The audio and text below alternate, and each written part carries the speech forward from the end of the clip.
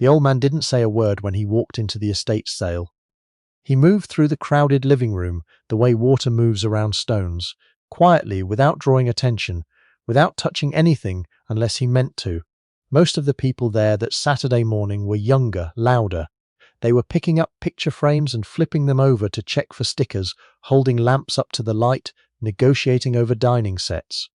Nobody paid much attention to the man in the worn canvas jacket who went straight past all of it and headed for the garage.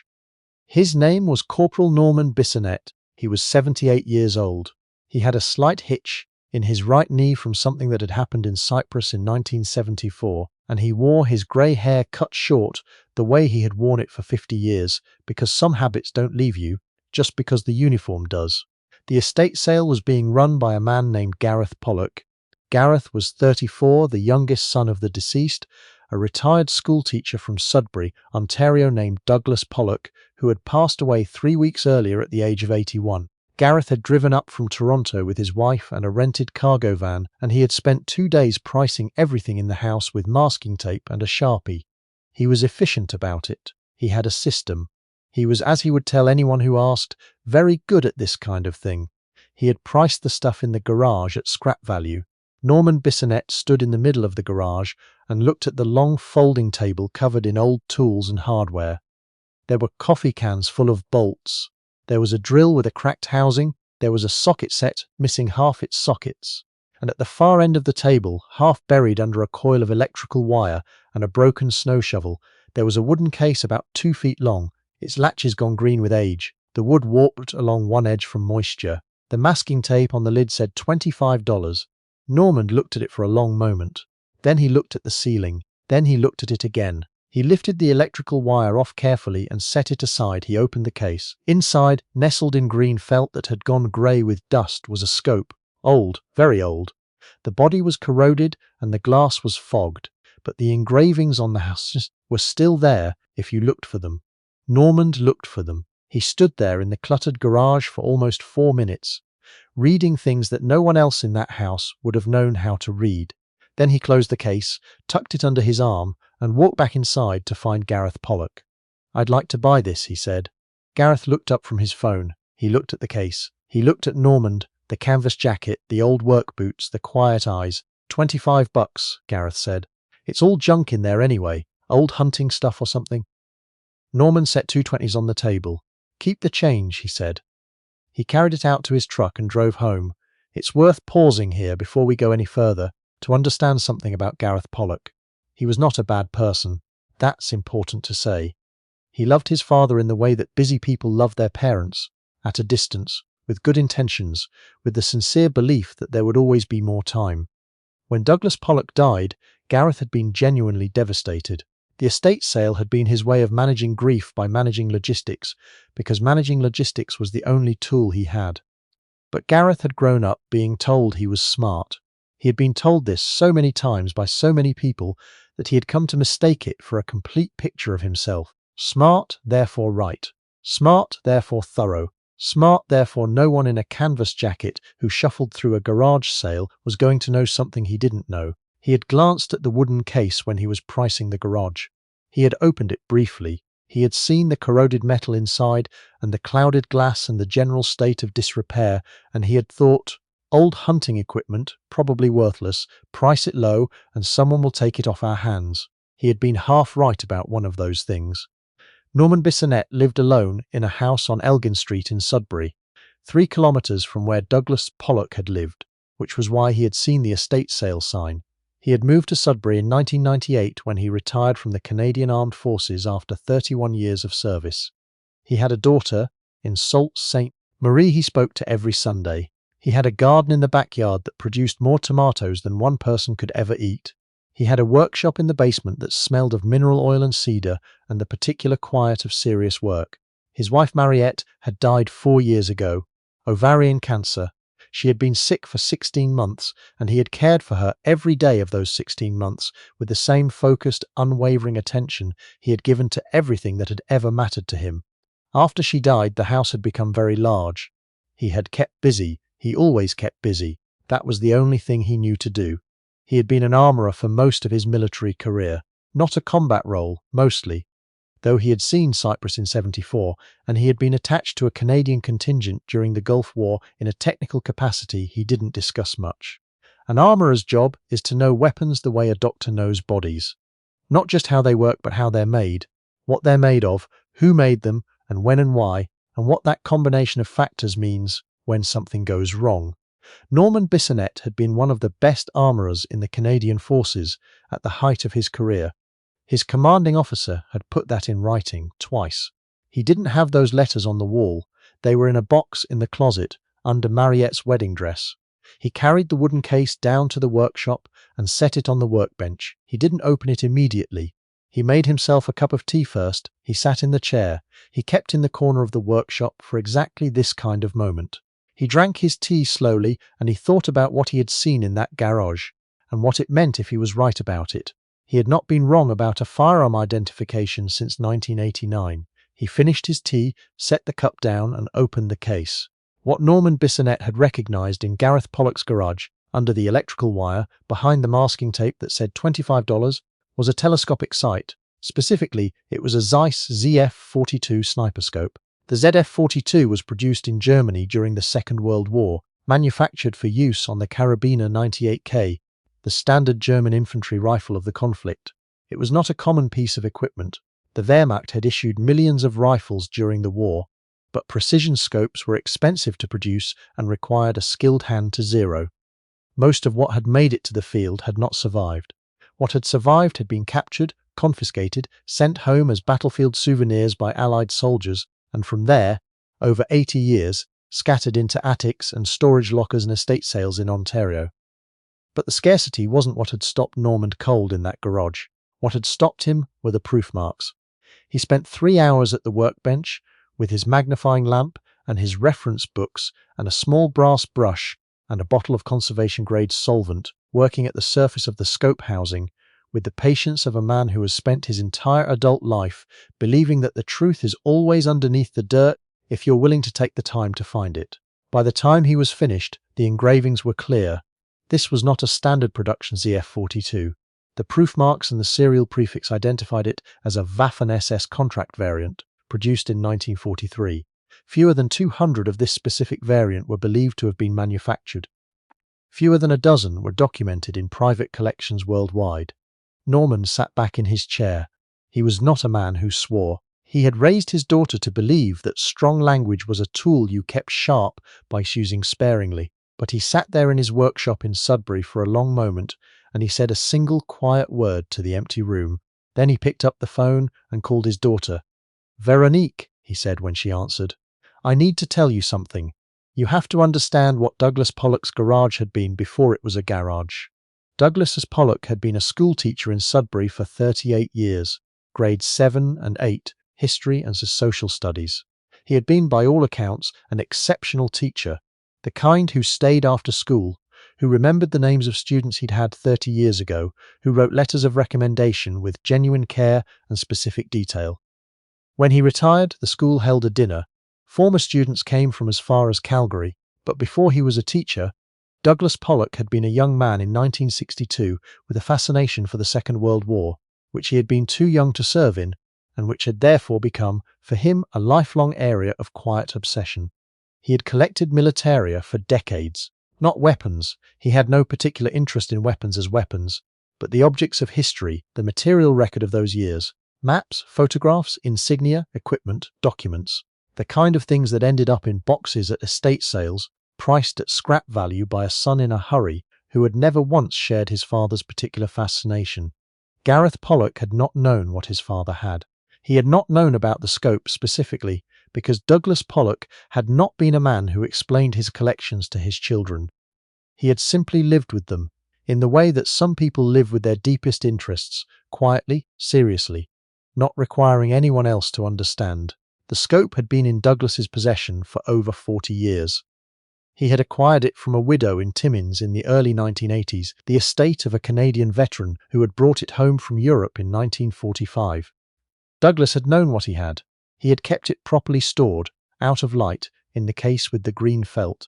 He had meant to donate it to a museum eventually. He had not quite gotten around to it. Normand spent 6 weeks with the scope. This is the part of the story that the people who comment online don't fully see, because it doesn't make for easy content. 6 weeks of slow, careful work, the kind of work that requires more patience than most people will ever find in themselves. The first week, he documented everything. He photographed the scope from every angle with a good camera his daughter had given him for his 75th birthday. He cross-referenced the serial number against 3 separate archival databases, 2 in Canada and 1 maintained by a collectors association in Germany with whom he had been corresponding off and on for 15 years. He wrote letters, actual letters, on paper, to 2 firearms historians whose work he had followed for decades. The second and third weeks, he began the conservation work. He would not refinish it. That was a line he would not cross, because refinishing, restoring the exterior to something that looked new, was a falsification, a kind of lie the object told about itself. What he would do was stabilize it, remove the active corrosion, preserve what was there, treat the optics. The optics were the part that required the most time. The internal fog on the scope lenses was a result of decades of humidity working at the seals. To clear it without damaging the original glass required work of a precision that most people, if they watched him do it, would have found almost incomprehensible in a 78-year-old man. His hands had always been steady. Mariette used to say that his hands were the most honest thing about him, that they never shook and never lied. He had thought about that a lot in the years since she died. He thought about it now, working at the bench under the lamp, the jeweler's tools laid out in a row the way they always were, the radio playing classical music at a low volume the way it always did. By the 4th week, when he held the scope up to the light and looked through it, the image was clear. Not perfect. 80-year-old optics are 80-year-old optics, and no amount of care can entirely reverse what time does to glass. But clear enough to see what Douglas Pollock had seen in it. Clear enough to understand why he had kept it for 40 years. The 5th week, the replies to his letters began arriving. The 6th week, Normand Bissonnette had a complete documented provenance on the scope, from its manufacture in Germany in 1943, through the Waffen-SS unit it had been assigned to its capture by a Canadian soldier named Private Albert Marchand of the Royal 22nd Regiment at the Hochwald Forest in March 1945, to its passage through 3 private hands over 8 decades, to a wooden case in a garage in Sudbury, Ontario, priced at $25. He sat at the workbench and read the documentation he had assembled, and he thought about Private Albert Marchand, 22 years old in the mud of the Hochwald, reaching down to pick something up. He thought about the weight of history. He thought about how thin the line is between something becoming dust and something being remembered. He thought about Douglas Pollock, who had known what he had and had kept it carefully, and whose son had priced it at scrap. Now here is where this story does something that revenge stories don't do, and it's worth paying attention to, because it says something true about a certain kind of person. Normand Bissonnette called Gareth Pollock. This surprised Gareth. He was in a meeting when his phone rang. He'd been back in Toronto for 5 weeks by then, and the sale and the house and his father's estate were mostly handled, and he almost didn't pick up. When he did, he heard an old man's voice, unhurried and deliberate, explaining who he was and what he had found. Gareth listened. He didn't say much while Normand was talking. He asked a couple of questions carefully, the way you ask questions when you're not sure what you don't know. "I want to be clear with you," Normand said at the end. "I bought it fair and square. It's mine, legally, but it was your father's, and you deserve to know what it was." There was a long pause on the line. "What's it worth?" Gareth asked finally. He couldn't help it. He was, underneath everything, a practical person. "A comparable piece sold at auction in London 3 years ago for $38,000, Normand said. "This one has full documented provenance, which makes it more significant. I'm not in a position to give you a firm number." Another long pause. "I sold it to you for $25, Gareth said. "You did!" Gareth was quiet for a moment. Normand waited. He was good at waiting. "My father knew what it was," Gareth said finally. "It wasn't really a question. He did. He'd had it for 40 years. He'd kept it properly." Gareth was quiet again. Normand could hear him breathing. "I didn't know him very well," Gareth said, and his voice had changed slightly when he said it. "I mean, I knew him. He was my father. But I didn't know what he spent his time on, the things he cared about." Normand didn't say anything to that. There wasn't anything to say. "What are you going to do with it?" Gareth asked. "I'm going to donate it," Normand said. The Canadian War Museum, with Private Marchand's name attached to the documentation and your father's name as the collector who preserved it. That seemed right to me." There was a very long pause this time. "Yeah," Gareth said at last. His voice was quiet and a little raw. "Yeah, that's the right thing. I thought so too. The people who hear this story often focus on the money. $38,000. The number sits in the mind the way large numbers do, and there is something genuinely affecting about the gap between $25 and $38,000. It makes the story easy to tell, easy to grasp, easy to use as a lesson about knowing things versus not knowing things. But Normand Bissonnette, if you asked him, would tell you that wasn't the point. He drove to Ottawa the following April. The Canadian War Museum in the spring is a particular kind of place. The light comes in at an angle through the angled windows, and the long galleries have the quality of a space that was designed to make you slow down, to make you look properly, to make you understand without being told that some things deserve more than a glance. He carried the scope into the building in the wooden case which he had cleaned and repaired, the warped edge straightened, the green felt replaced with a material that a conservator friend had recommended for long-term archival storage. The curator who received it was a woman in her 40s named Dr. Elise Bergeron, and she had seen a great many things come through the museum's acquisition process, but she spent nearly 40 minutes with the documentation that Normand had assembled, reading it carefully, asking questions when she had them. Good questions. The kind of questions that told him she understood what she was looking at. At one point she looked up from the papers and looked at Normand directly. "How did you know what it was?" she asked. "The scope. How did you recognize it?" "I've been doing this for 50 years, Normand said. She nodded slowly. "There were probably 100 people who walked through that sale, probably, and none of them would have known." Normand thought about that for a moment. About Gareth Pollock in his rented cargo van with his masking tape and his Sharpie. About the 100 people who had walked through and seen junk. "Most people look," he said. "Looking and seeing are different things." Dr. Bergeron smiled. She looked back down at the documentation. "We'll display it well," she said. "Private Marchand's name and your father-in-law's, the previous owner's name, Douglas Pollock." "And Private Marchand's," Normand said. "And Private Marchand's, yes." Normand drove back to Sudbury that evening. He stopped for dinner at a diner outside North Bay, the kind of place that had been there for 40 years and would probably be there for 40 more, and he ate a bowl of soup and a piece of pie and watched the highway traffic through the window. He thought about Douglas Pollock, who had kept something safe for 40 years without knowing who would eventually find it or what they would do with it. He thought about Private Albert Marchand, who had come home from the Hochwald Forest in 1945 and lived out his life in some town in Quebec, carrying this small, heavy piece of history home with him in his kit. He thought about Mariette, who had always said he saw things other people missed, and who had never said it as a compliment exactly, but had said it the way she said most things, as a plain observation, because Mariette had believed that plain observation was a form of love. He paid his bill and left a decent tip and walked back out to his truck in the April dark. The drive back to Sudbury was 2 hours. The radio played a program about traditional music from the Maritimes, and he listened to it with the particular contentment of a man who has done, on a given day, exactly what he was supposed to do. He had one more call to make when he got home. He pulled over in his driveway and dialed his daughter's number. "How did it go?" Veronique asked.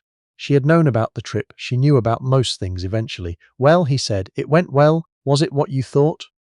"Better," he said. "They'll display it properly. Marchand's name.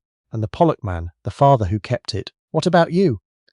Normand was quiet for a moment. Outside, the street was dark and quiet, and the big maple in his front yard was just starting to come into bud. "What about me? Are they putting your name anywhere?" "No," he said. "I found it. That's enough." Veronique was quiet on the line for a moment. He could hear, faintly, his grandchildren in the background, some kind of dispute being mediated by her husband, the familiar sound of a family home in the evening. "Dad," she said, and there was something in how she said it, just that one word, just his title, that carried everything she meant. "I know," he said. "I know." He went inside and made himself a cup of tea, and he stood in the kitchen for a while, looking at nothing in particular, and then he went down to the workshop. He had another project waiting. There was always another project. He put on the radio, he laid out the tools. He sat down under the lamp. He began to look.